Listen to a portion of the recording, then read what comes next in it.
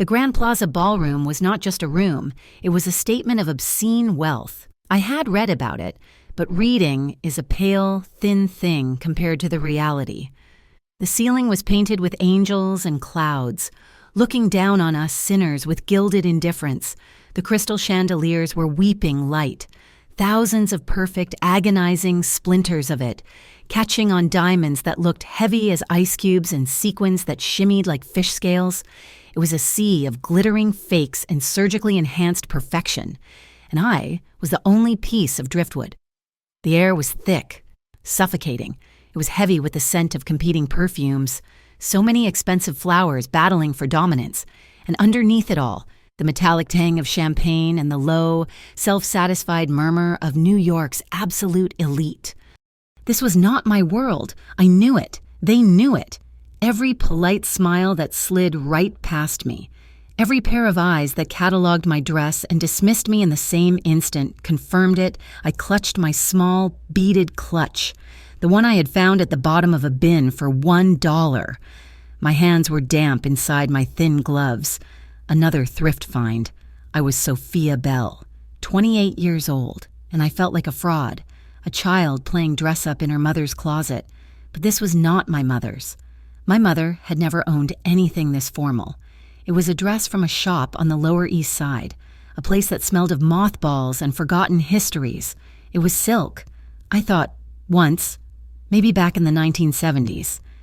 It was a deep emerald green that I had loved under the dim, dusty fluorescent lights of the store. Here, under the surgical glare of 1,000 electric bulbs, it was just old. It was tidy. I had spent 2 days, 2 entire evenings after my shift, restitching the hem where the silk had pulled, reinforcing the delicate zipper, but it was thrift. And in this room, thrift was a 4-letter word. It was a disease. I tried to make myself small, hugging the velvet rope perimeter near the enormous potted ferns. The leaves were waxy, probably fake. I watched them, the women, with their surgically smooth faces and hair tortured into gleaming helmets. Their gowns cost more than my apartment building. I had seen one woman, whose name I recognized from the gossip pages, laugh. A brittle, sharp sound. And the diamonds around her throat looked angry. The men were just as bad, loud in their bespoke suits, booming laughs that held no genuine humor, only assertion. They were peacocks, all of them, strutting and preening, assessing each other's value with quick, reptilian glances. I was a sparrow, a small, brown sparrow that had flown in through an open window by mistake. Then the air changed. It did not just shift, it pressurized. The ambient noise, that confident, interlocking hum of chatter, dipped. It faltered. People did not stop talking, not completely, but their attention pivoted, drawn by an invisible, communal string toward the grand staircase. He was not announced. He did not need to be. Vincenzo De Luca. Even I knew the name. You could not live in this city, even in the parts I lived in, and not know it. It was a name whispered in coffee shops when the delivery trucks were late. It was a name hissed in back alleys when disputes were settled without police. A name that meant power, the kind that did not bother with the stock market or social media, the kind that was old, Italian, and absolute. He was tall. He wore a black suit that seemed tailored from shadows, cut so perfectly it moved with him like a second skin. He moved with a stillness, an economy of motion that was almost predatory. He was not handsome in the way the pretty, clean-cut boys by the bar were. His face was all angles and harsh planes, a Roman nose that looked like it had been broken and reset just slightly off-center. It made him look more real than anyone else. His jaw was unforgiving, looked like it could crack walnuts. But his eyes, they were dark, and they missed nothing. A woman near me, draped in what looked like a genuine platinum fox stole, clutched her champagne flute. She whispered to her companion, her voice tight with awe. I heard he rented the entire floor. The entire floor, just so he wouldn't have to share the elevators with the others. Her friend, a man with a face like a pampered poodle, fanned himself. Darling, he is the elevator. He decides who goes up. He bypassed the receiving line where the mayor himself was standing. The mayor, who had looked right through me, actually inclined his head, a small, nervous bow. Vincenzo ignored him. People parted for him, a wave receding from a shark's fin. He did not acknowledge them. His gaze swept the room, not with interest, not with pleasure, but with the profound, heavy boredom of an emperor surveying a territory he already owned. His gaze said this was all trivial. I pressed back further into the leaves of the fern, the waxy leaf scratching my cheek. I welcomed the small pain. It grounded me. I just wanted the night to end. I wanted my small, walk-up apartment, a cup of peppermint tea, and the familiar, comforting scent of my own soap. I was tired of feeling scrutinized, tired of being invisible, and, at the same time, overwhelmingly, painfully visible. I must have looked away, down at my worn clutch, counting the beads on the strap. 1, 2, 3. Just for a second, when I looked back up, he was looking directly at me. It was not a glance. It was not a polite scan of the room. His focus was singular. It was a physical thing. It was a spotlight, a rifle scope. It pinned me to the wall. My heart did not flutter. It stopped. It seized in my chest, a cold, hard knot of pure, undiluted panic. This was not a banker. This was not a real estate mogul looking for a mistress. This was Vincenzo De Luca. Men like him did not look at women like me, not unless something was terribly wrong. Had I witnessed something, was I in the way? I looked behind me, frantically. Was he looking at the senator standing 10 feet to my left? The senator was sweating. I noticed. No. His eyes were on mine. They were flat, analytical, and held a depth of darkness I could not begin to comprehend. There was no smile, no warmth, no invitation, just inventory. He was taking stock of me. The thrift store dress, the mended hem, the cheap clutch, the anxiety rolling off me in waves thick as cheap perfume. I felt like he could see the $1 price tag still stuck to the inside of my shoe. I could not breathe. My lungs had turned to cement. My palms were slick. He began to move. It was the most terrifying thing I had ever seen. He did not thread his way through the crowd. The crowd sensed him. They dissolved. People stepped back, bumping into each other, creating a wide, clear path from him to me. It was magnificent and terrifying. He walked across the parquet floor, his expensive, handmade leather shoes making no sound at all. He was coming toward me. The whispers started, louder this time, now that they had a target. Who is she? Nobody? Look at her dress. Is that a joke? Maybe she is the help. She must have done something wrong. I wanted to run.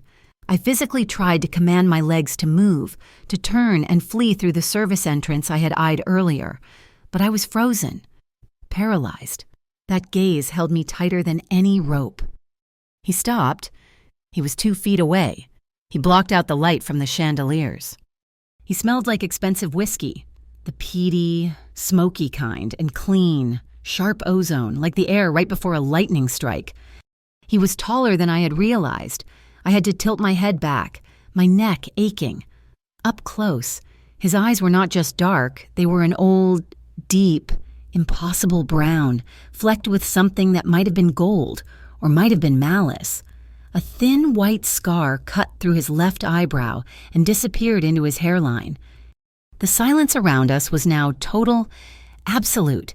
The music, some forgettable classical piece, seemed to be playing miles away, in another building, the entire ballroom. All that money and all that power was holding its collective breath. Vincenzo De Luca looked at me, this 28-year-old sparrow in her second-hand dress. He did not offer his hand. He did not smile. His face was a mask of indifference.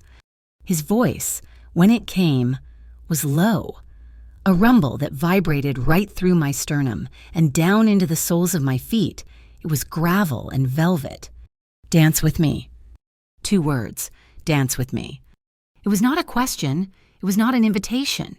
It was a command, spoken so quietly it barely disturbed the air, yet it landed in the center of the ballroom with the force of a bomb. Every person in that room heard him. I knew they had.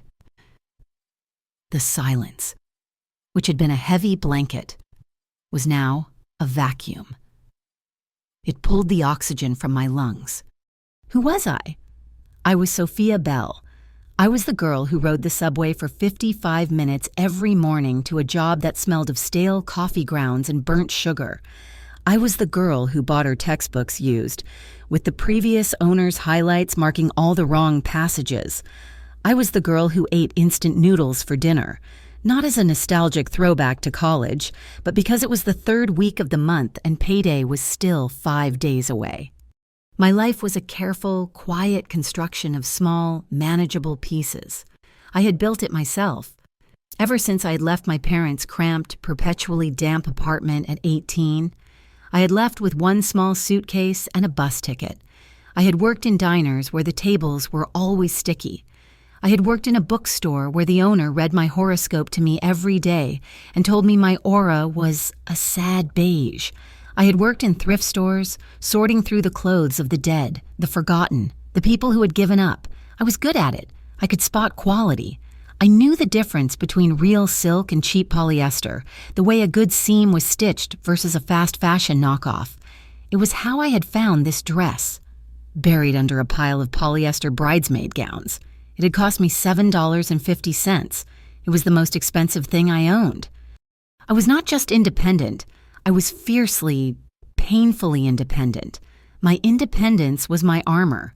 It was the only thing of value I possessed. I had my one-room apartment with a radiator that clanged like a blacksmith all winter and a view of a brick wall. It was mine. I had my books, stacked high against that wall. They were mine. I had my ideals, shaky as they sometimes felt. I believed in working hard. I believed in being kind. Even when the world was not, I believed in freedom, the kind that meant you could walk away from anything that tried to own you, even if it meant walking away with nothing. I had come to this event tonight because the thrift shop where I worked, second act, had donated a large lot of vintage clothing for the charity auction. My boss, a woman with a kind heart and a mistaken belief in my social potential, had insisted I attend. Go, Sophia, she had said, pressing the ticket into my hand. Mingle. See how the other half lives. Now I was seeing, and the other half was terrifying. And the man standing in front of me was not the other half. He was a different world entirely. Vincenzo De Luca. He was not just a man. He was a myth, a dark, New York fairy tale. The boogeyman that billionaires were afraid of. I knew the stories. Everyone did. He was the head of the De Luca family. They did not use words like mafia. They used words like business and interests and associates. But everyone knew. They owned shipping. They owned construction. They owned half the restaurants in Little Italy and a frightening number of politicians. He was a ghost. He was rarely seen, never interviewed. He was power, the old kind, the kind that did not need to shout. It did not need to flaunt. It simply existed, and the world bent around it. He was a man of rumors. They said he had taken over the family business when he was only 25, after his father had died of a sudden illness that had involved a car bomb. They said he was ruthless. They said he had a strict, almost archaic code of honor, an eye for an eye, but his enemies usually ended up blind.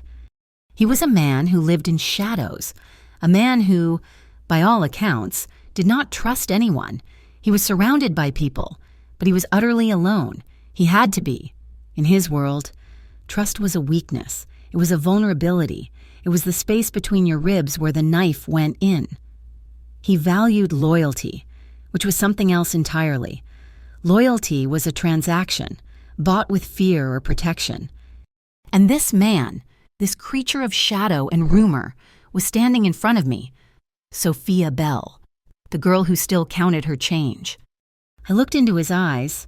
They were dark, as I had first thought, but not empty. They were not cold. They were heavy, weighed down. He looked at me with a terrifying, absolute stillness. He was not looking at my dress. I realized with a jolt, he was not cataloging my poverty. He was just looking at me, at my face, as if he was seeing something no one else had bothered to look for. In this room full of dazzling, polished, perfect surfaces, I was the only thing that was not pretending. My dress was old, my hands were shaking, my fear was real.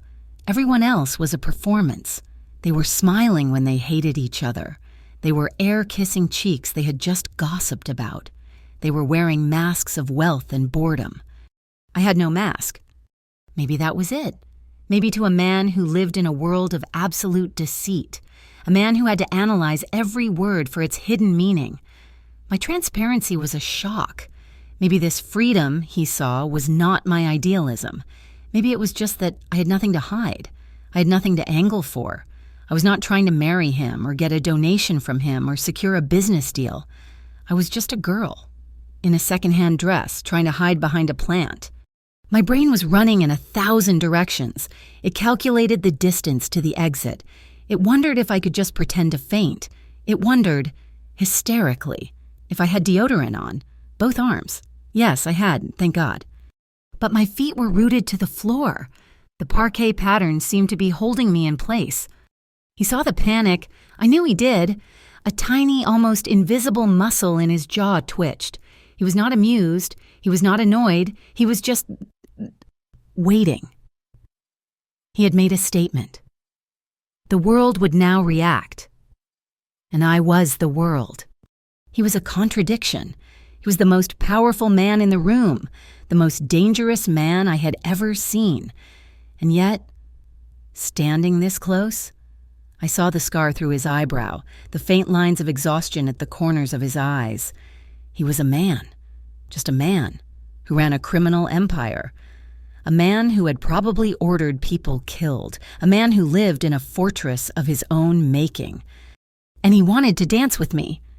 The humor of the situation was almost enough to make me laugh, but the sound died in my throat, choked by terror. This was not a romance novel. This was not a fairy tale. This was a predator, and he had, for some unknowable reason, singled me out. I felt the eyes of the room on me, hundreds of them. They were sharp.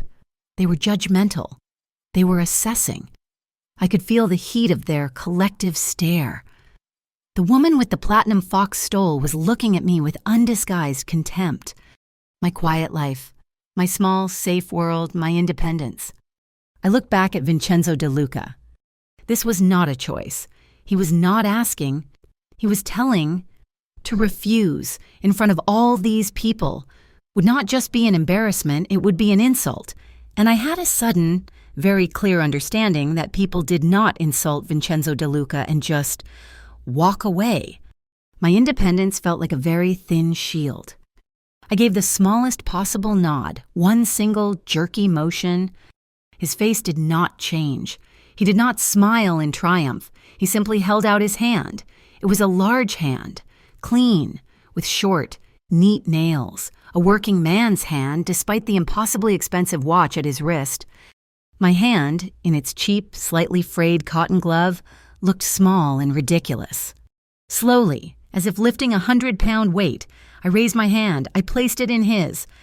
His grip was not tight. It was not crushing. It was just absolute, warm and firm. And as he turned, gently, firmly, to lead me to the dance floor, I knew one thing with perfect, terrible clarity. My old life was gone. It had just evaporated, and I had no idea what was coming next. The walk to the dance floor was the longest mile of my life. The whispers followed us, a sibilant, rushing tide of sound. They were not even trying to be quiet. I heard the words, "Who is she? It is a joke. Look at her dress. It is ancient. He's making a point." Vincenzo De Luca seemed not to hear.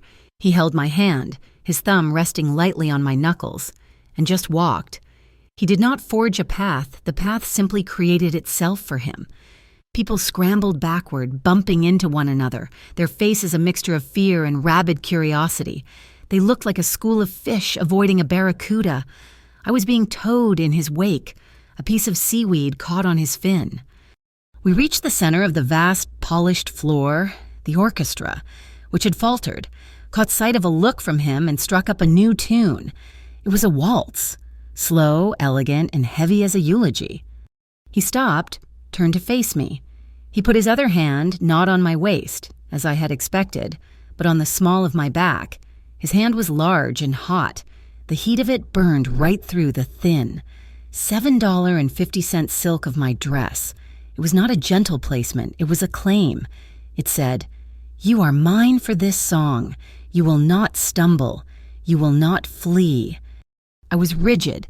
My muscles were locked. I had taken a dance class once, for 2 weeks, at the local community center, before I had to drop it to take on more hours at the coffee shop.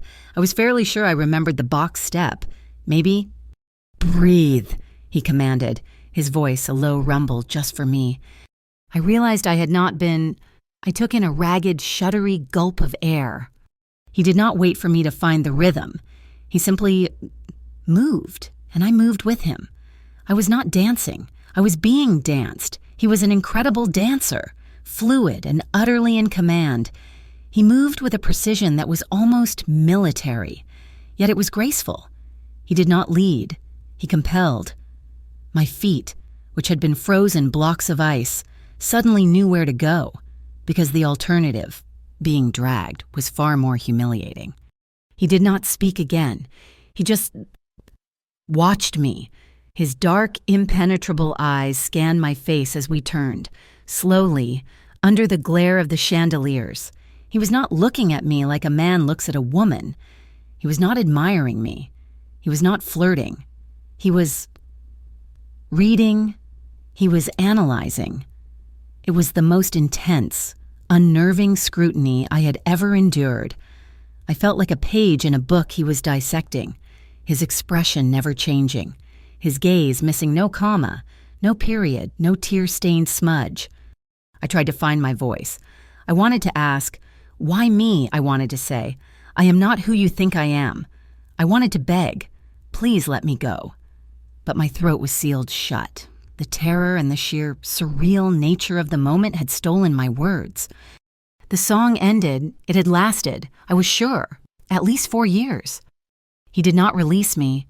The music stopped. The orchestra held their bows poised, waiting. The entire ballroom was silent. He held me there, his hand still a brand on my back, his other hand still enveloping mine.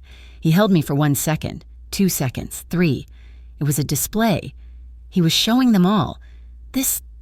I chose this. Look at it. Then, as if a switch had been flipped, he let go. He dropped my hand. He stepped back. He gave a single short nod. It was not a bow. It was an acknowledgement of a transaction completed. And then he turned his back on me and walked away. He just left me there, alone, in the absolute center of that enormous, empty dance floor, with hundreds of pairs of eyes boring into me. The spell was broken. The whispers erupted, no longer whispers, but a loud, excited, cruel buzz. The orchestra conductor, seeing Vincenzo retreat, frantically signaled, and a new, more upbeat song started, but it felt like a scream. I was stranded. My blood rushed to my head, and the floor seemed to tilt. I felt hot. Stinging tears of humiliation pricked the backs of my eyes. I wanted to die. I wanted to evaporate. I wanted to be back in my one-room apartment with the clanging radiator. I turned and fled. I did not run, but I walked as fast as I could without breaking into a full-on sprint. My cheap heels, the ones I had bought for my college graduation, clicked loudly, accusingly, on the parquet. I was heading for the grand archway, for the hallway, for the ladies' room, for any dark corner where I could fall apart in private. I had almost made it to the marble arch when a voice cut through the noise. It was a voice I knew, a voice I had not heard in years, but one I had never forgotten. Well, Sophia Bell, as I live and breathe. I stopped. I did not want to turn around, but I did. Jennifer Parsons. No, it was Jennifer Davies now. She'd married some tech billionaire. She stood there, poured into a sleeveless red gown that looked like it was made of liquid rubies. It probably cost more than my entire college tuition. Her hair was a perfect honey blonde sculpture. Her diamonds were real. We had been in the same art history seminar in college. She had been the girl who never took notes, the one who charmed the professor, the one who always had a new car and a crowd of admirers. She'd sometimes adopted me, buying me a coffee and asking me about my quaint little jobs with an air of anthropological fascination. I had hated her. I had envied her. She was everything I was. Not easy, rich, and confident. Now, she was looking at me with that same familiar, amused condescension, but underneath it, there was something new, something sharp and acidic. "My goodness, Sophia," she said, her voice loud enough for the people nearby to hear. She let her eyes travel down my body, from my nervous, sweaty face, all the way down to my mended hem, and then back up again. "You certainly clean up. It is an interesting look. I almost did not recognize you without a canvas tote bag and a smudge of ink on your nose." The old, familiar shame washed over me. I felt small. I felt like that 19-year-old girl in the back of the lecture hall again. "Hello? Jennifer? I just wanted to leave." She laughed, a high, tinkling sound that was as fake as the potted ferns. "Do not tell me you are working this event. Catering, perhaps. Oh, but wait." She tapped a perfectly glossed red lip. "I saw you out there." She gestured with her chin toward the dance floor, clinging to Vincenzo De Luca. "It was quite a show. You looked like a barnacle on the side of a battleship." I should go," I stammered, trying to step around her. She moved, blocking my path, a predator toying with her food. "Oh, no, you do not. I have to hand it to you. Sophie, I always knew you were desperate, but I never pegged you for this desperate." She leaned in, and her perfume, something heavy and sweet, enveloped me. It smelled like wilted lilies, selling yourself to the highest bidder, or, in his case, the most dangerous. Her voice dropped, but it gained a new, sharper edge of malice. "How much is he paying you for the night? It must be a fortune. I mean, to make him publicly associate with, well," she flicked a perfectly manicured finger in the direction of my dress, "with that. You must be very, very good at whatever it is you do." That was it. It was not the fear from Vincenzo. It was not the humiliation of the dance floor. It was this casual, public, gutting cruelty from a woman who had everything aimed at me, who had nothing. She was not just mocking my dress. She was mocking my life. She was implying that the one thing I had, my independence, my integrity, was just a commodity to be sold, that I was a prostitute, and a cheap one at that. A feeling I did not recognize bloomed in my chest. It was not shame. It was not embarrassment. It was rage. It was hot and white, and it burned away everything else. It cleared my head. It steadied my hands. I had spent my entire life being quiet, being polite, making myself small. I had endured the pitying looks, the condescending questions, the social invisibility. I had built a little shell and lived inside it. And in that moment, the shell cracked. Jennifer was right. The world had put me in a box, a small, dusty, second-hand box labeled poor, quiet, harmless. And I had let it. I had stayed inside. No more. I did not know what was happening. I had no plan. I had no idea what I was doing in this glittering, dangerous world. But I knew one thing. I was done running. I was done being small. If then they were going to look at me, if they were going to whisper, I was going to give them something to look at. I stopped trying to escape. I stood up straight. I made myself taller. I looked Jennifer Parsons Davies directly in her cold, surprised eyes. "Maybe you are right, Jennifer," I said. My voice was low, and I was shocked to find it did not shake. Maybe I am desperate. I let a small, cold smile touch my lips. But at least I'm interesting enough for a man like him to dance with. He did not even know you were in the room. I saw the flash of fury in her eyes, the way her perfect lips thinned, before she could recover, before she could unleash her next volley of insults. I turned. But I did not go to the ladies' room. I did not flee to the exit. Head high, back straight, I turned and I walked right back into the ballroom. Walking back into that room was like plunging my hands into a fire. My skin screamed in protest, but that new, cold rage held me together. I did not look at Jennifer's stunned, furious face. I did not look at anyone. I kept my chin up, my shoulders back, and pretended my $7 dress was a suit of armor. Every eye was on me. I could feel the physical weight of their stares. But they were no longer just dismissive. They were confused.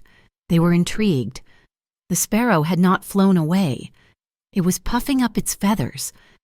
I walked straight to the long, gleaming mahogany bar that ran along the far wall. I did not belong there any more than I had 10 minutes ago, but my feet carried me forward.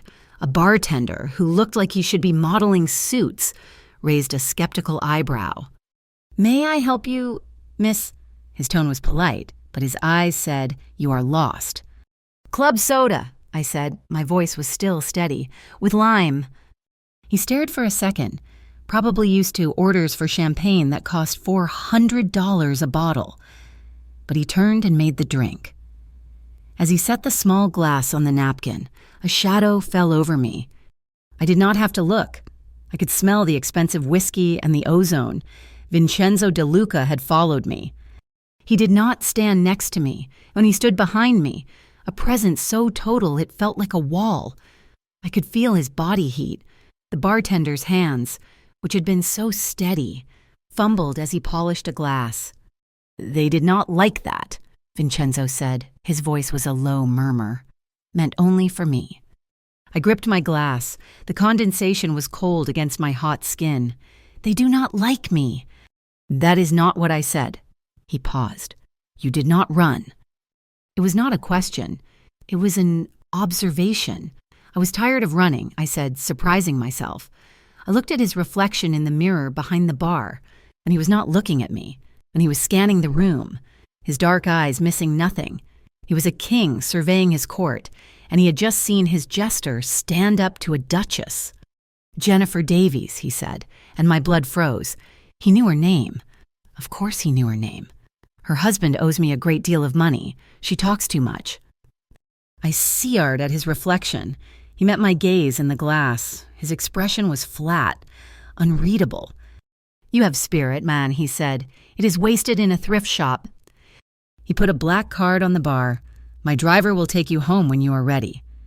Then he was gone. He did not wait for a reply. He simply vanished back into the crowd, which parted for him and swallowed him whole.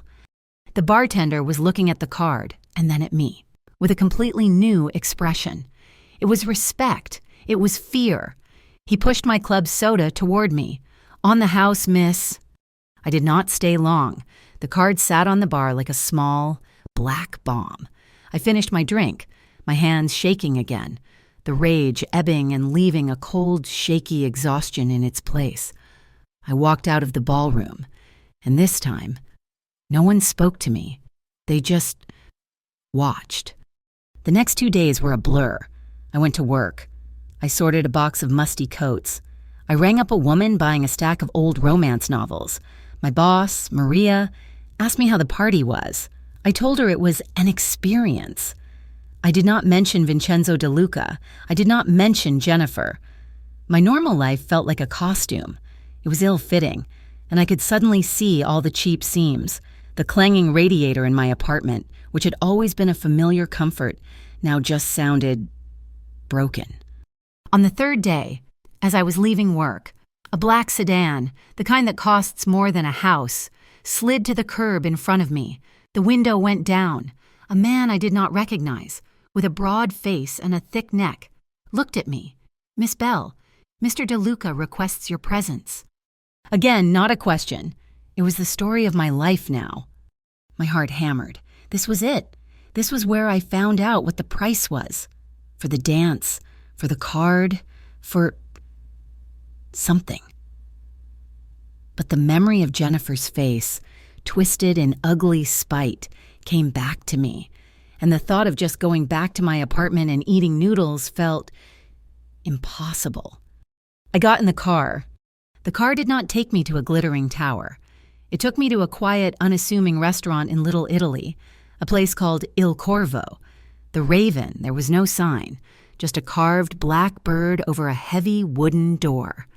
The man led me through the quiet, dark wood dining room, past tables of men in expensive suits eating pasta and speaking in low, rapid Italian, and up a narrow flight of stairs to a private office.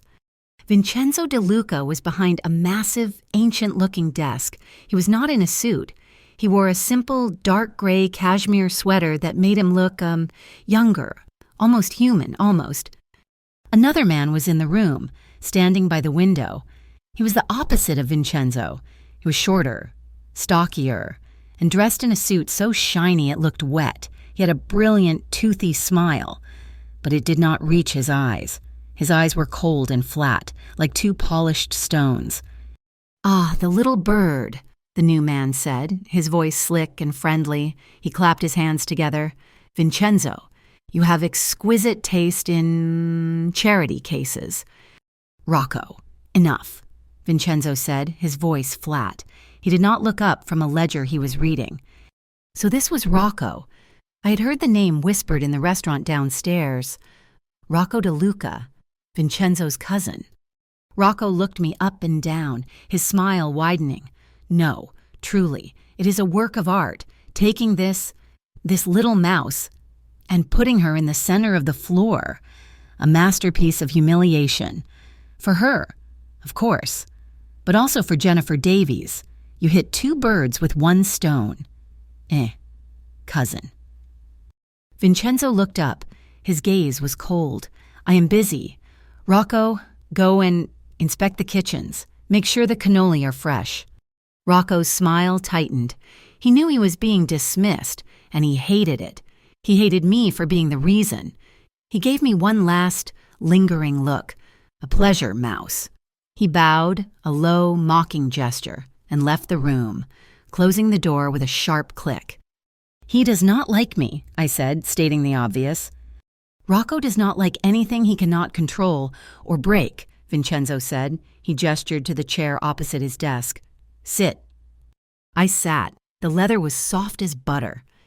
"You are wondering why you are here," he said. I had assumed it was to pay for the dance. For the first time, the corner of his mouth twitched. It was not a smile. It was the memory of one. The dance was illuminating. I saw you. I saw what you were. And then I saw you with Jennifer Davies. I saw what you are not. He pushed a thin folder across the desk. "You were at a charity event. My family contributes to that charity. A significant amount, 10% of their operating budget. But their numbers, they do not make sense." I opened the folder. It was a financial report. "I do not understand. I am not an accountant." "You do not need to be an accountant to spot a lie," he said. "You work in a thrift shop. You know the value of things. You know when something is real and when it is a fake." His dark eyes met mine. "You are the only person in that entire ballroom who was real. Look at the numbers. Tell me what you see." This was not what I had expected. I had expected a proposition, an indecent one. I had expected a threat. I had expected a dismissal. I had not expected a job. I spent 3 hours in that office. At first, my hands shook, but the numbers were just numbers. And he was right. They were wrong. The reported donations were high, but the administrative costs were insane. 20% for consulting fees. $30,000 for event printing. It was sloppy. It was arrogant. "They are stealing," I said finally. "Right here, these consulting fees. They are padding them, and this event printing. I helped set up the auction. The programs were printed on cheap cardstock. This is maybe $3,000 a printing, not 30. He watched me, his face impassive. "How do you know?" "Because the paper felt cheap," I said, "and the ink was smudged." He nodded slowly. "Go on." I kept going. For the first time in my life, I felt powerful. I was good at this. I was good at seeing the cracks, the cheap seams, the places where things did not add up. When I was finished, he took the papers back. Good. You see what my expensive accountants missed. They were looking for complicated fraud. You were looking for cheap ink. He stood up and walked to the window, looking down at the street. You will continue this. You will work for me. Doing what? Your taxes. The joke was out before I could stop it. No, he said, turning. You will be my verification. You will look at things, people, numbers, and you will tell me if they are real or fake. He paused. Rocco. He brought Jennifer Davies' husband to me. He vouched for him, said his business was sound. My blood ran cold. Rocco, Jennifer. I will pay you $5,000 a week. I stopped breathing. That was more than I made in 6 months. Why? Because you are not afraid to be poor, he said, his voice quiet. That makes you harder to buy than any of those people in that ballroom. And because I trust you. He said the word trust like it was a foreign object, something he was still learning the feel of. It hung in the air between us, heavy and dangerous. I should have said no. I should have run. My life, my simple, independent, safe life was calling to me. But I thought of Jennifer's face. I thought of Rocco's slick, contemptuous smile, and I thought of the $5,000. Okay, I said. As I was leaving the restaurant, a man was entering. He was handsome, in a brutal, careless way, with slicked back hair and a suit that was almost as flashy as Rocco's. He was laughing and clinging to his arm. Laughing with him was Jennifer Davies. She did not see me. She was too busy looking up at her companion, but the man, he saw me. He saw me leaving the private staircase. His laughter died. His eyes, a pale, cold blue, raked over me. It was a look of such sudden, intense malice that I flinched. He said something to Jennifer, who looked over, and her face went white with rage. I hurried out into the late afternoon. My heart was pounding. That night, I went home to my apartment. I unlocked my 3 deadbolts. The moment I stepped inside, I knew something was wrong. The air was cold. My window was open. I never left my window open. And laid out on my small, lumpy bed, as if it were on display in a museum, was my emerald green thrift store dress. Nothing was gone. My laptop was still on the table. The $40 I kept in a tea tin was still there. But the dress, it was a message. We know who you are. We know where you live. You are not safe. I backed out of the apartment, my hand over my mouth. I ran down the 3 flights of stairs, my breath catching in my throat. I stood on the sidewalk, shaking. I could run. I could pack my 1 suitcase and get on a bus. I could go back to being invisible. Or he. I pulled out the black card Vincenzo had given me. It just had a name and a number. I took out my cheap, cracked screen phone. I dialed. The phone rang only twice before he answered. It was not a hello. It was a command. DeLuca. My voice was a raw, trembling whisper. I could not get the words out. My apartment. I went home. It is... They... Sophia, speak. His voice was sharp, cutting through the panic. My dress, I gasped, the words finally tumbling out. The green one, the one from the party. Someone broke in. It is on my bed. They put it on my bed. Vincenzo. There was a silence on the line.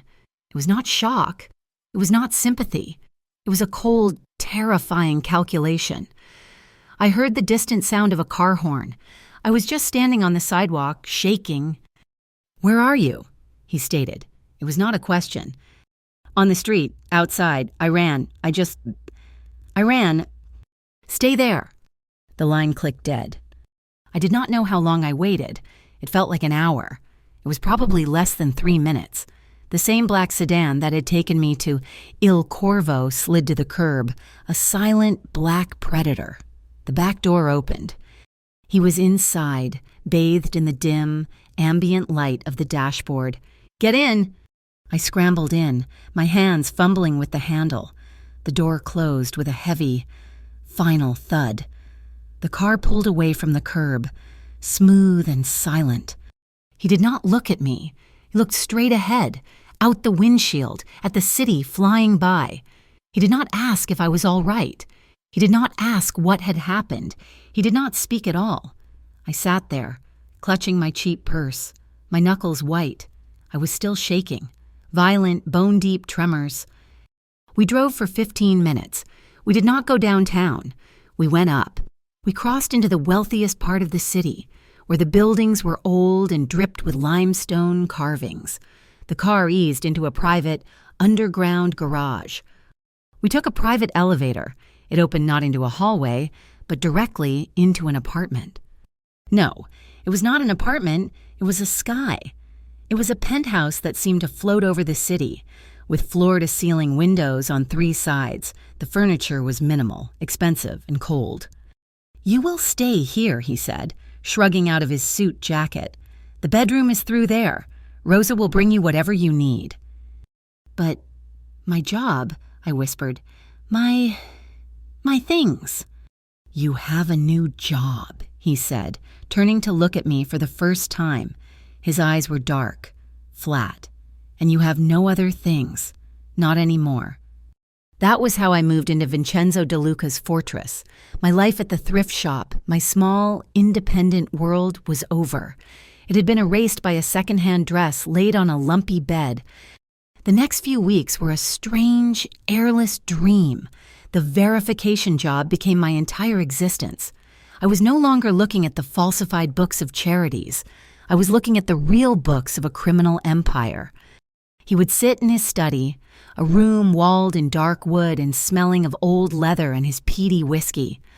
I would sit at the massive dining table, the city glittering like a carpet of fallen stars below me, and I would read shipping manifests, warehouse inventories, payrolls for businesses I was sure did not actually exist. And I found the lies.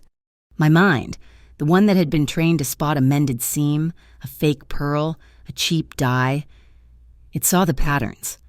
"This one," I said one night, holding up a ledger. "The fish distributor in the Bronx.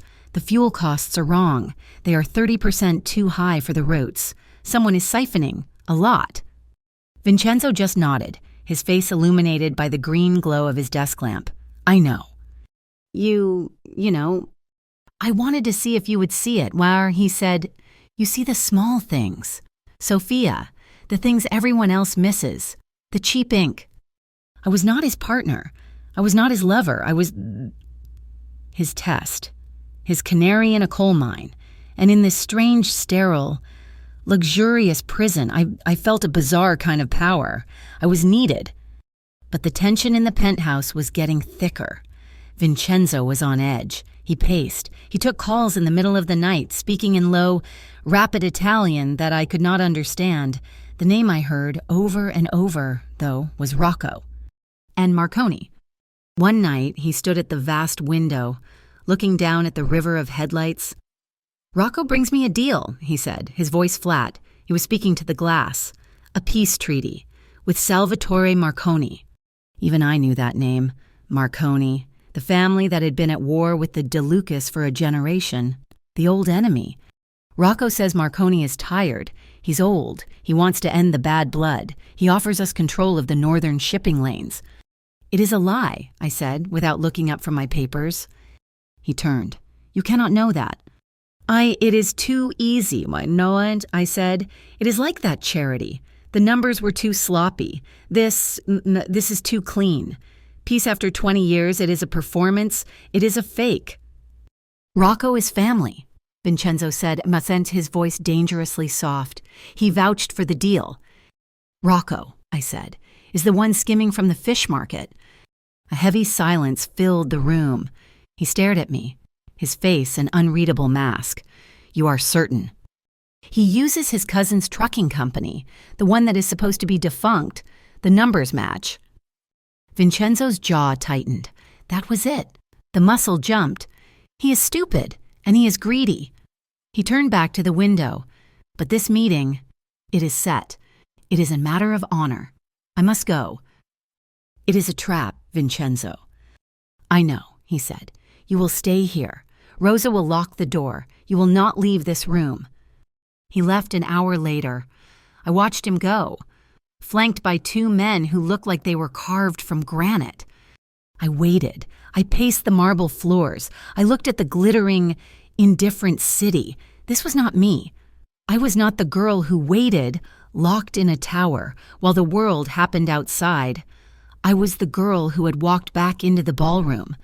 I was the girl who had seen the lie. I went to his study. The address for the meeting was on his desk blotter, Pier 14, Warehouse 3. I faced Rosa. She was a stern, older woman who always wore black and had the saddest, wisest eyes I had ever seen. "He will kill me if I let you go, child." "He will be killed if I do not." "No," I said. She stared at me for a long time. Then she stepped aside from the elevator. "God be with you." I took a cab. The driver was terrified to go to that part of the docks at night. I gave him $200, all the money I had in my purse. The warehouse was a vast, cold tomb. It smelled of brine, rust, and something rotten. I slipped in through a side door that was slightly ajar. They were there, in the center of the cavernous space, illuminated by a few bare, hanging bulbs. Vincenzo, still calm, and flanked by his two men. Across from him, Salvatore Marconi, an older, heavy man in a camel hair coat, with a half-dozen men behind him. And right next to Marconi, smiling his slick, wet smile, was Rocco. "Vincenzo," Marconi was saying, his voice a gravelly rumble. "You came. A smart man. Rocco here. He's a smart boy. He says you are a reasonable man." "I am a businessman, Sal," Vincenzo said. His voice was calm, but it echoed in the huge space. "Rocco brings me a deal. I am here to hear it." "The deal is simple," Rocco said, stepping forward. He was practically vibrating with self-importance. "We end the old ways. We split the harbor. 50-50, a new era. Marconi is happy. We are happy." I shrank behind a stack of wooden crates, my heart beating so hard I was sure they could hear it.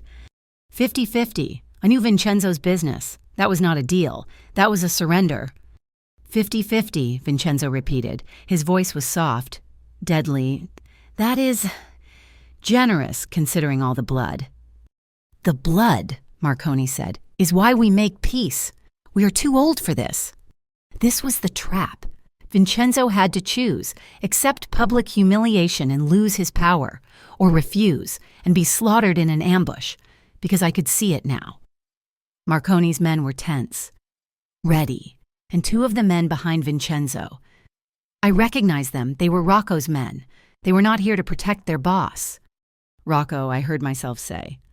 My voice was small, but it cut through the tension like a razor. Every single person in the warehouse froze. 20 heads turned. They saw me, standing by the crates, in my simple jeans and coat, looking like a lost college student. "Sophia," Vincenzo's voice was a low, guttural roar. "I told you to stay. Get out, now." She is the one, cousin," Rocco laughed, a high, nervous sound. "This is your advisor, the little mouse. She is the one who found your ghost containers."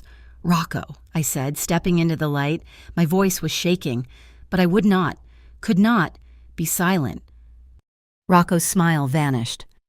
"Mr. Marconi," I said when walking toward the old man. Vincenzo took a step, as if to stop me, but I ignored him. "Mr. Marconi, he is lying to you." "Who the hell is this?" Marconi growled, his hand going inside his coat. "I am the one who reads the books," I said, standing my ground. "He offered you 50% of the harbor. He is lying. He's offering you 50% of a business he is already skimming. He's been stealing from Vincenzo for a year. He's stealing from you, too. He faked the manifests he showed you." "She is crazy," Rocco shrieked. "She is a whore, Vincenzo. Shut her up." "Is she?" I looked at Marconi. Ask him about the Neptune's Trident shipment, the one from last month, the medical supplies. He told Vincenzo it was lost in a storm. He told you it was a customs seizure. I found the buyer. In Philadelphia, Rocco sold the entire container for $300,000. Marconi's sad eyes turned, very slowly, to Rocco. The color drained from Rocco's face. He was trapped, his slick words, his easy charm. It was all gone. There was just the cheap, ugly truth. Rocco, Marconi asked, his voice a whisper. Vincenzo had not moved. He was watching me. Not with anger, not with shock, with a strange, dark, terrifying intensity. He was seeing me, all of me, for the first time. It happened in a heartbeat. Rocco knew he was finished. He was a cornered rat. He did not go for Marconi. He did not go for me. He pulled a small, silver pistol from his belt and aimed it straight at Vincenzo, the source of all his failure, the man he could never be. "Vincenzo!" I screamed. I did not think. I did not plan. I did not weigh the options. I ran. I threw myself at Vincenzo, my shoulder connecting with his chest, just as the gun cracked. The sound was deafening. It was followed by a feeling I cannot describe, a white-hot, agonizing explosion in my left shoulder. It was a punch. It was a fire. It was a bolt of lightning. The force of it spun me around and threw me to the concrete floor. My vision flared white, then gray. I heard more shots. 2, 3, shouting. Men yelling in Italian. The smell of gunpowder was acrid in my throat. I tried to breathe. My chest would not work. I looked down. My coat was dark and wet and spreading. Then I heard him. He was on the ground next to me. "Sophia." He was on his knees. He had ripped off his jacket and was pressing it against my shoulder. His hands, his strong, steady hands, were shaking. "No, no, no, no," he was chanting, his voice raw, unrecognizable. "Sophia, look at me. Guarda me. Do not close your eyes. Stay with me." His face, his perfect, impassive, controlled mask was shattered. He was covered in my blood, and in his eyes, his dark, impenetrable eyes, I saw something that terrified me more than the bullet. I saw pure, unadulterated panic. You are," I tried to whisper. Be quiet," he commanded, but his voice broke. He looked up, roaring at one of his men. Get the car, now muoversi." He looked back at me. He was just a man, a terrified man. He had seen death. He had probably caused it. But this, my blood, on his hands, this was different. He saw it. I had not just been a test. I had not just been a tool. I had been his shield. I told you," I whispered, as the gray corners of my vision turned to black. "It was a fake." The last thing I felt before the world dissolved was his hand, tangled in my hair, pressing my face against his chest. "You are safe," he whispered. A broken promise. "You are safe." The first sensation was not pain. It was silk. I was lying on sheets that felt like cool water. The second sensation was the smell, antiseptic and something sharp, like alcohol. The third sensation was the pain. It was a deep, heavy, throbbing fire in my left shoulder, a beast that had settled in my bones and was now waking up, pulsing with every beat of my heart. I opened my eyes. The room was dark, the curtains drawn, but I knew, instinctively, that I was not in a hospital. The silence was too complete. The air was too clean. I was in his bedroom, the one I had never been in. It was vast, all dark wood and shades of charcoal gray. The city lights were a muted, distant glow behind the thick curtains. He was there. He was not in bed. He was in a large leather armchair in the corner, unmoving, watching me.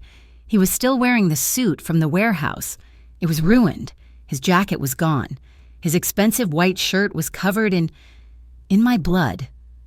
It was dark, dried, and flaked. He had not shaved. The stubble cast a dark shadow over his harsh jaw. The lines around his eyes, the ones I had only glimpsed, were now deep canyons of exhaustion. He looked like a man who had been to hell and had not yet found his way back. "Sophia," he said, His voice was not a rumble. It was a rasp. "You—" I tried to speak. My throat was sandpaper. "You are all right." He stood up, his body moving with a stiff, pained grace. He walked to the bed. He did not touch me. "I am unhurt." He poured water from a crystal carafe into a glass. His hand, I saw, was not perfectly steady. He held the glass to my lips. "Drink." I drank. The cool water was a blessing. "The bullet," he said, setting the glass down. "It went through clean. Dr. Costas said it missed the artery, it missed the bone. He said, 'You were very lucky.'" "Dr. Costas," I whispered. "My doctor," he said, his voice flat. "Not a hospital. It is safer here. He has experience with this." Of course he did. I could only imagine. I tried to sit up, but the fire in my shoulder exploded into a white-hot agony.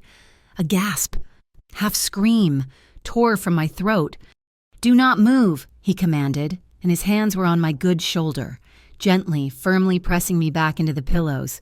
"He gave you something for the pain. It will return." Rocco, I had to know. The images from the warehouse were a fragmented, terrifying slideshow. The gun, the sound, the blood. Marconi? Vincenzo's face, which had been raw with exhaustion, hardened. The mask I knew so well clicked back into place, but it was cracked, like porcelain that had been dropped. "Rocco is gone." He said the word with a finality that was colder than the concrete floor of that warehouse. "He will not be a problem for anyone, ever again." I closed my eyes. I did not need to ask what that meant. "And Marconi?" "We have an understanding," Vincenzo said. He walked to the window, pulling back the curtain an inch, peering down at the city. "Salvatore Marconi is an old man, but he is a man of honor in his own way. He does not like liars. He does not like being played for a fool. You exposed Rocco. You gave Marconi the truth. He appreciates that. The peace is real, for now. But the man—" "With Jennifer," I said, remembering. "The one at the restaurant, the one who hated me." "Anthony Gallo," Vincenzo said, his voice tight. "Rocco's partner, Jennifer's associate. They were all in it. They were using Rocco to get to me, and planning to use Marconi to get rid of Rocco. A world of snakes." So we are targets," I whispered. The cold fear was back. "He is still out there." "Gallo has vanished," Vincenzo said, letting the curtain fall. "He is a coward. He knows Rocco failed. He's in the wind, but Jennifer, she is not.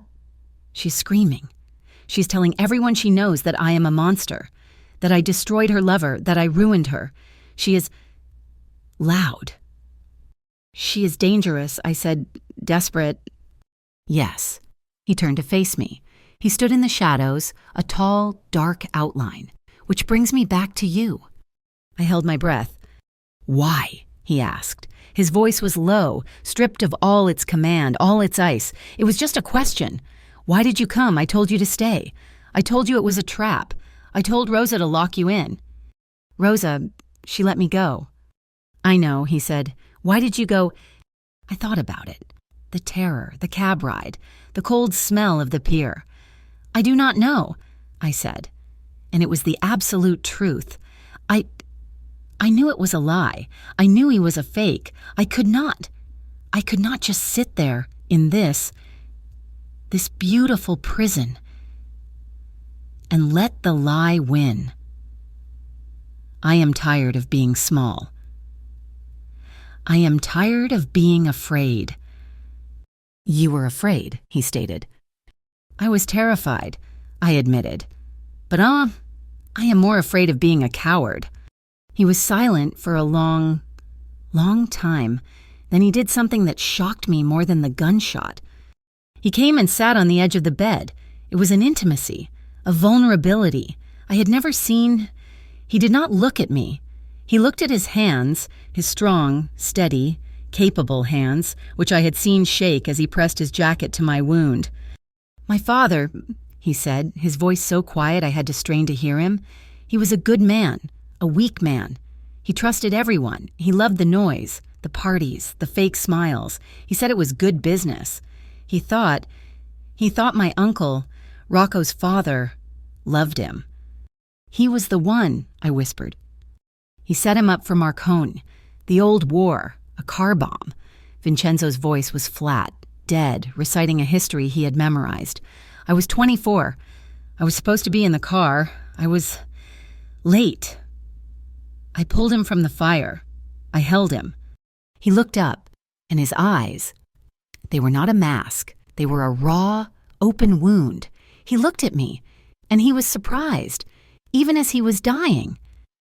He was surprised that his brother would do that, and I swore on his blood. I would never be weak. I would never trust, and I would never be surprised. He looked at me, at my face on his pillow, at my bandaged shoulder. I spent 10 years building a fortress. I lived inside it. I looked at every single person and I saw the lie. I saw the angle. I saw the price. Every single one. And then, he said, his voice rough, I saw you at the party in that green dress. You were terrified. You were real. You were the only real thing in a room full of fakes. You were not pretending. You were not bought.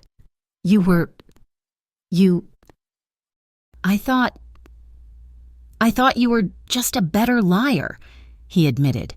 A new kind of fake. I brought you here. I tested you. I gave you the books. I waited for you to ask for something, to show your price. Vincenzo. And in that warehouse, you moved. He said the word like it was an explosion. You took a bullet for me. You did the one thing no one in my world, no one, ever does. You acted against your own self-interest. He reached out, his fingers tracing the edge of the bandage on my shoulder. His touch was feather-light, but it burned like a brand.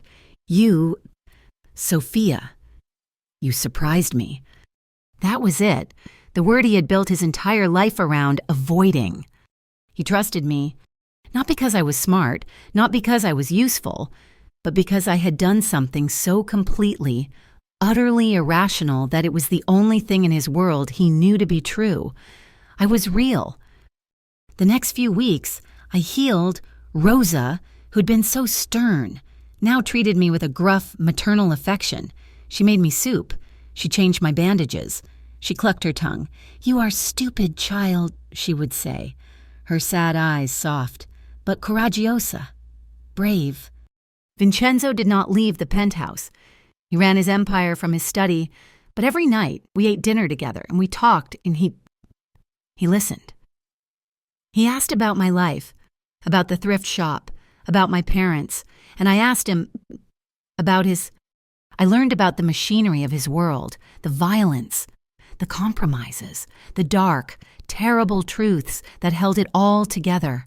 The honor was a thin veneer over a core of pure, brutal pragmatism. The closer we became, the more the tension in the penthouse grew.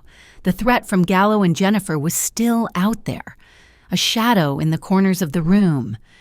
We were safe in our fortress, but it was a prison. We have to end this, he said one night. I was finally dressed, my arm in a sling. We were standing by the great window, the city glittering below us. Gallo is trying to make a deal with a crew from Chicago. He's offering them my territory. And Jennifer, she is meeting with a reporter. She's trying to burn my world down. So what do you do? I asked, though I already knew the answer. The old answer. You make them disappear. It is the only way, he said. His face was hard. The dawn was back. No, I said. He turned, his eyes narrowing. No. I stepped in front of him. I was not the girl from the thrift shop anymore. I was not the girl who had been frozen in the ballroom. I was the woman who had taken a bullet for this man. I had earned the right to speak. You do that, Vincenzo, and you are trapped forever. You will just be waiting for the next Rocco, the next Gallo. You will spend the rest of your life in this beautiful empty box, waiting for the next betrayal. You will never be free. You will just be a different kind of prisoner." "Freedom," he laughed, a short, harsh, bitter sound. "There is no freedom for me, Sophia. This is my blood. This is my name. This is the only world there is." "Then change it," I said, my voice fierce. I put my good hand on his chest. I felt his heart, steady and strong, beneath my palm. "This world you live in, it is all fakes. It is all lies. It is all cheap ink and bad seams. You said it yourself." "So what?" he asked, his voice rough.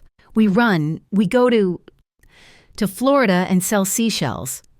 "We do not run," I said. "We change it. From the inside. You have the power. You have the money. You use it for something else. You use it to build, not just to break." "It is not that simple," he growled. "My men, Marconi, the families, they only understand one thing, strength." You showed them strength," I countered. "You survived a betrayal that should have killed you. You made peace with your oldest enemy. You won. Now, show them something else. Show them profit." He was listening. His dark eyes were fixed on mine, searching. "The charity," I said, the idea forming, hot and bright. "The one from the party. They were stealing. You know who else is stealing all of them? All those foundations, all those community projects. They are all just fakes. You can do it for real." "You want me to be a philanthropist?" He looked at me as if I were insane. "I want you to be smart," I shot back. "I want you to be the man who sees the cheap ink. This criminal world. It is dying, Vincenzo. It is a second-hand dress. It is old. It is falling apart. Jennifer, Gallo, they are just moths, eating the holes. You can build something new, something real, something that lasts." This was my choice. This was the path. Not to run, not to join the darkness, but to build a light inside the darkness. He stared at me for a long time, the city lights reflected in his unreadable eyes. He was a man caught between two worlds, the one he was born into and the one I was trying to show him. Finally, he reached out. He did not touch my face. He touched my scarred shoulder, his fingers tracing the new, ugly line through my shirt. You are a terrible risk, Sophia Bell." "So are you," I whispered. This new world," he said. "It will be more dangerous than the old one. They will see it as weakness." "No," I said, leaning into his touch. "They will see it as power. The real kind. The kind they cannot fight. The kind they will envy." He closed his eyes, and Jennifer and Gallo. "You do not need a bullet to destroy them," I said, my voice cold. I had learned a few things from him. "You just need the truth. Jennifer is meeting with a reporter, good? I will give him the real story. About her husband, about Gallo, about the charity. I will bury her in facts. I will use the one thing they hate, the truth, the cheap ink." He opened his eyes, and for the second time, I saw him, the real him, the man behind the mask. He smiled. It was not a twitch. It was a full, slow, devastating smile. "They will never see you coming," he said. "No," I said, "they will not." He pulled me to him, his arms circling my waist, careful of my shoulder. He buried his face in my hair. This is the future. Then our plan." "It is," I whispered, holding on to him. "This monster, this savior, this man. Ours." It did not begin with a bullet. It ended with a file. My plan was not just a defense. It was an offensive. While I healed, my arm first in a sling and then just an angry, stiff ache. I worked. Vincenzo did not just give me access. He gave me his resources. The men who used to break legs were now breaking into data servers. The men who ran numbers rackets were now tracing offshore accounts. My verification job took on a new, lethal precision. I did not just find the cheap ink, I found the source. Anthony Gallo, Jennifer Davies, her husband. It was not just a conspiracy to defraud Vincenzo, it was a vast, interlocking network of shell companies and ghost corporations. They had been stealing from everyone for years. Jennifer was meeting with a reporter, a man named Thomas Hayes, known for his aggressive, take-no-prisoners financial investigations. She thought she was going to feed him a story about the big, bad mafia boss. She thought she was going to be a grieving, wronged woman. She underestimated the sparrow. I met Thomas Hayes first. I did not meet him at the penthouse. I met him in a small, anonymous coffee shop in Midtown, the kind I used to work in. I wore a simple black dress and my hair pulled back. My shoulder ached under the fabric. He was wary. This reporter, he saw me as one of Vincenzo's associates. "I am not here to threaten you, Mr. Hayes," I said, placing a simple, thick manila envelope on the table between us. "I am here to give you the truth. You are being played." "Is that so?" he said, his eyes skeptical. "You're being fed a story by Jennifer Davies. She's painting herself as a victim, her lover, Anthony Gallo, as a casualty of the mob." I pushed the envelope toward him. "The truth is, they are the criminals. They were partners with Rocco De Luca, and they were trying to defraud both Salvatore Marconi and Vincenzo De Luca. They were playing two ends against the middle." He looked at the envelope. He did not touch it. "And why would I believe you?" "Because you are a reporter," I said. "You follow the money. I'm not giving you a story. I am giving you receipts inside that envelope. You will find the offshore bank records for Gallo. You will find the wire transfers to Jennifer's private account. You will find the falsified invoices from her husband's companies, the ones he used to launder the money. And you will find the name of the real victim in all this." "Vincenzo De Luca," he scoffed. "No," I said, and his face changed.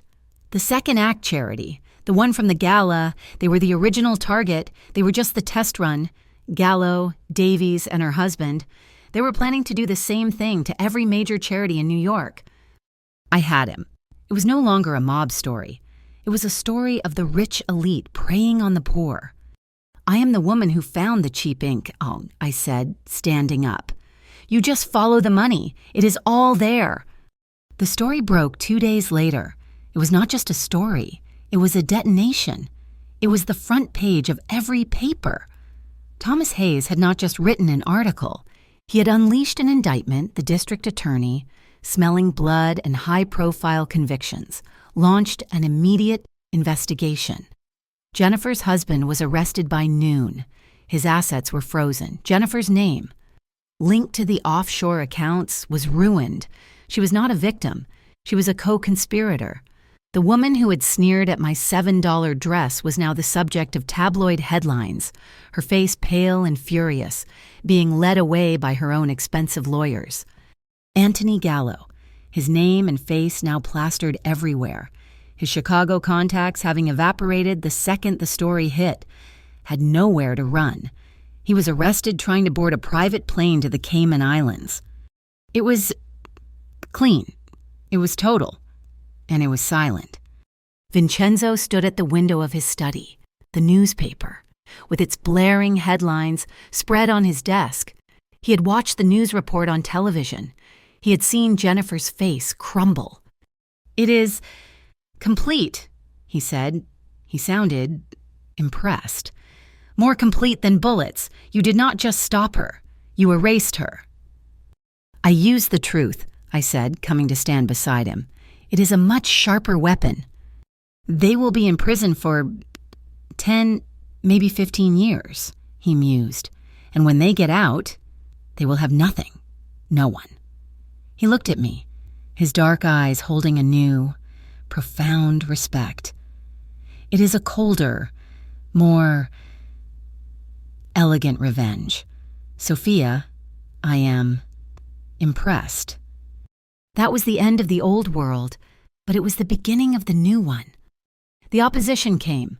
Just as I had predicted, the other families, the old guard, they did not understand, and Vincenzo De Luca.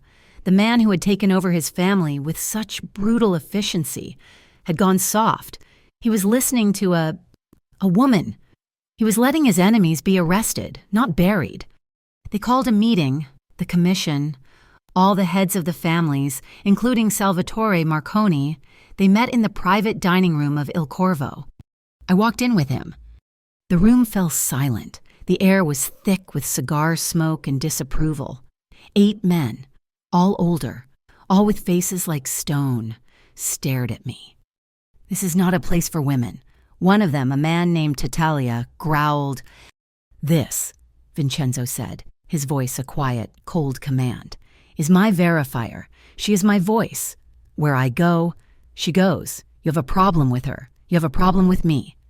Marconi, the old man, just watched, and he had not said a word. You have gone soft, Vincenzo, Tatalia said. This newspaper business, letting the police handle your problems. It is weak. It is American. It is smart, I said, stepping forward. Vincenzo did not stop me. All eyes snapped to me.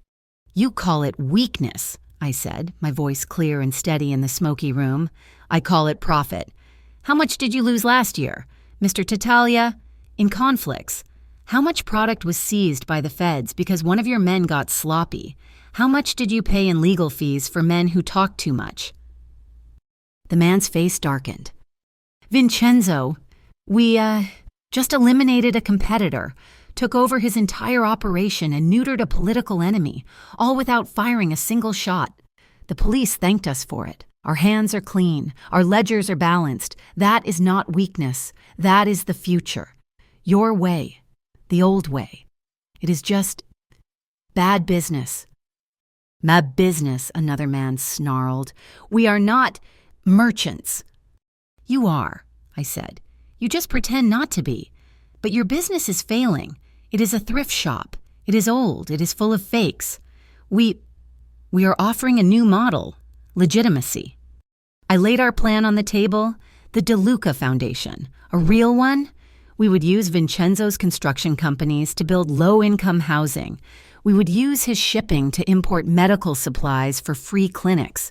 We would use his security to actually protect the neighborhoods that paid him. You want to be a charity? Tatalia was disgusted. I want to be untouchable, Vincenzo said, his voice cutting in.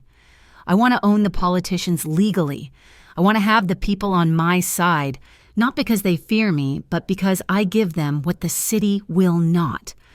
I want the police to have nothing to investigate, and all the while, our other interests will be cleaner, quieter, and 100% more profitable, because they will be hidden behind a wall of genuine goodwill.